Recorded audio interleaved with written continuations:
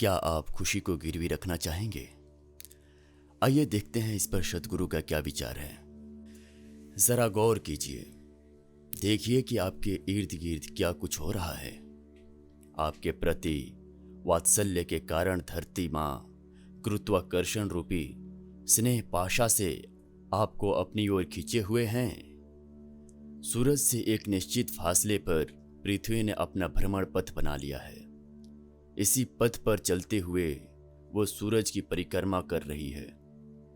पृथ्वी कहीं इस पथ से फिसल न जाए, ऐसी सावधानी के साथ केंद्र में रहने वाला सूरज बड़े प्रेम से पृथ्वी को अपनी ओर खींचे हुए हैं। अगर किसी दिन ग्रहों के प्रति सूरज का लगाव खत्म हो जाए तो क्या होगा?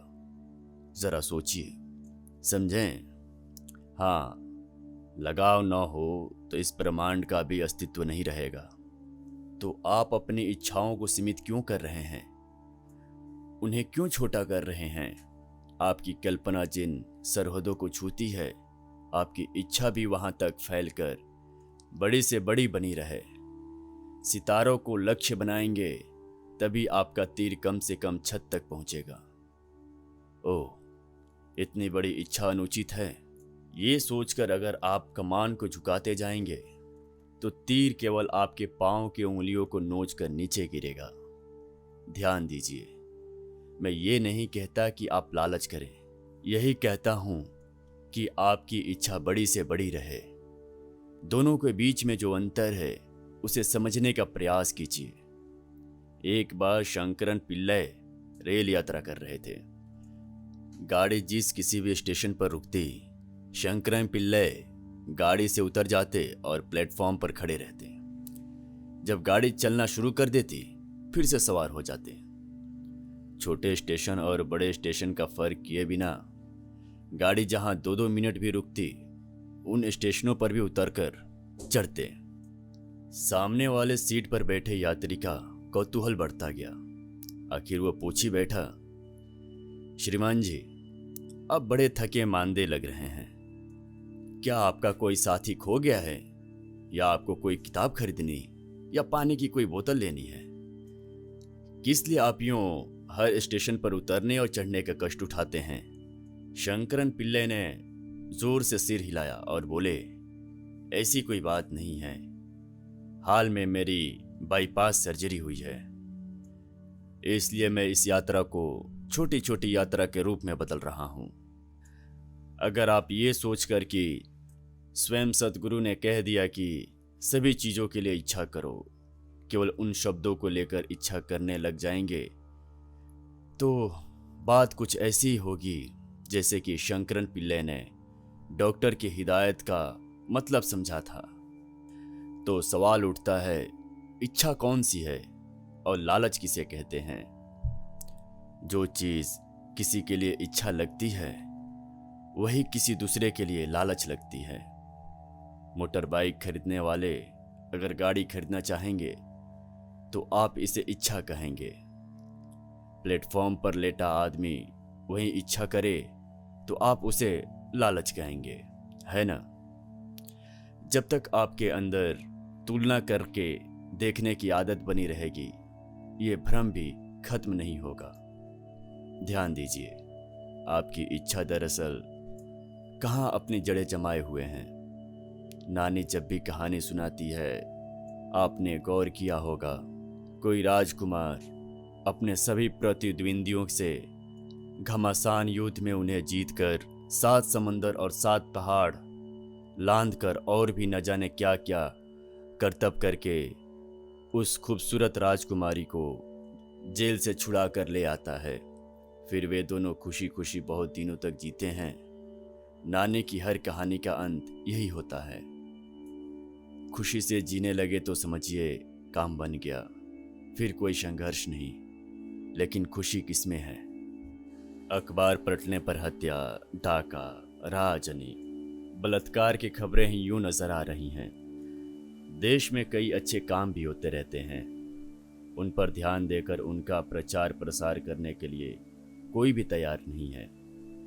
अद्भुत ढंग से समाज की सेवा करने वाले हाशिए पर ढकेल दिए जाते हैं और बस में जेब काटने वाला फौरन सुर्खी में आ जाता है। यही इस समाज की विडंबना है। इतिहास की किताबें भी जिस हद तक लड़ाइयों के बारे में, हिटलरों के बारे में बयान करती हैं, उस हद तक भगवान बुद्ध और धर्ममान महावीर के बारे में नहीं करती। जो लोग भला देने योग्य हैं, समाज केवल उन्हीं लोगों को याद करता रहता है। जो लोग स्मरणीय होते हैं, उन पर किसी का ध्यान नहीं जाता। जब हम अपनी इस गलत धारणा में परिवर्तन लाएंगे, तभी समाज उन्नत होगा। आपने सोचा था शादी हो जाए तो खुशी मिलेगी, फिर ख्याल आया बच्चे होने पर ही जीवन पूर्ण होगा। खुशी उसी में है। बच्चे भी पैदा हुए, अब फूट फूट कर रो रहे हैं। इन्हीं बच्चों की वजह से मन की शांति खत्म हो गई है। आपने सोचा 1 करोड़ रुपया मिल जाए तो खुशी मिलेगी। जब से वो रकम मिल गई, आप इसी डर के मारे जान हथेली पर लिए घूम रहे हैं। हाय, किस क्षण ये कुर्सी छिन जाएगी, न जाने कब दरवाजे पर पुलिस दस्तक देगी, न जाने कब कौन सा दुश्मन चाकू भोंक दे। एक बार शंकरन पिल्ले भी इसी तरह फंस गए थे। फौज में भर्ती होने पर बहुत सारी रियायतें मिलती हैं। ये सुनकर शंकरन पिल्ले सैनिक सेवा में लग गए। गलती से उन्हें 2 नंबर कम वाले जूते दिए गए। जूतों के अंदर पाँव घुसेड़ते वक्त रोज उनकी उंगलियां एक दूसरे पर सवार हो जाती। दिन भर जूतों को खोलने का मौका ही नहीं मिलता। उनके पांव बुरी तरह दुखते हैं। दर्द बर्दाश्त से बाहर हो जाता तो शंकरन पिल्ले दुनिया भर को कोसते फिरते। ये बदहाली देखकर साथी नौजवान सब एक दिन उनसे पूछे, अगर तुम इस बात को अधिकारियों के ध्यान में लाओ तो तुम्हें सही नाप के जूते दे देंगे। मेरे दोस्त, काहे को यो रोज रोज तकलीफ झेलते हो। शंकरन पिल्ले के मुंह से कड़े शब्दों में ये जवाब निकला, तुम भी देख रहे हो ना, सुबह उठते ही कवायद करनी होती है, फिर कितने सारे मुश्किल के कामों का तांता, हड्डियां टूट जाती हैं। क्या इन कामों में किसी से भी खुशी मिलती है? रात को इन जूतों को खोलने पर पता चलता है किस तरह का आनंद मिलता है। फौज में भर्ती होने के फलस्वरूप मिल रही इस अकेले खुशी को भी गंवाने के लिए कहते हो? अपनी छाती पर हाथ रखकर बोलिए। शंकरन पिल्ले की तरह अपनी खुशी को ही गिरवी रखने के बाद आपके मन में भी ऐसे ही तड़प महसूस हो रही है ना? हाय, इन जीतों से कब निजात मिलेगी। खुशी से जीना है, यही लालसा तो आपकी सभी इच्छाओं के मूल में छिपी हुई है। आप जो मांगते हैं वो तो मिल जाता है, लेकिन उसे किस लिए मांगा, वो केवल वही खुशी नहीं मिलती। ऐसा क्यों? गलती कहाँ है?